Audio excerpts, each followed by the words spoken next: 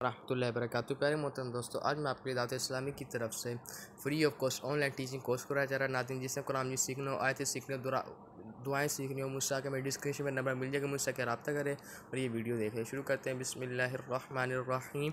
व इन कुंतुम फी गैबिम मिम्मा नज़्ज़लना अला अब्दिना फ़अतू बिसूरतिन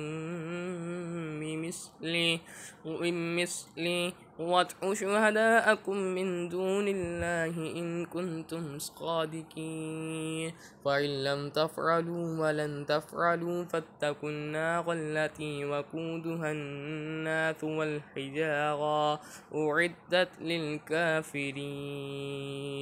सदक़ल्लाहुल अज़ीम। नाज़रीन, मेरे यूट्यूब चैनल को सब्सक्राइब करें, वीडियो वॉच करें। ऑल डे जज़ाकल्लाहु खैरन। अगर आपको कोई समझ ना आए, अगर आपने मुझसे कुछ पूछना हो, मुझे यूट्यूब पे मुझे मैसेज कर दें, मेरे कमेंट कर दें।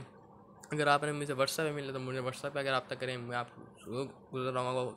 ऑनलाइन फ्री टीचिंग सिखाई जाएगी। शुरू करते हैं। अल्लाहु खैर।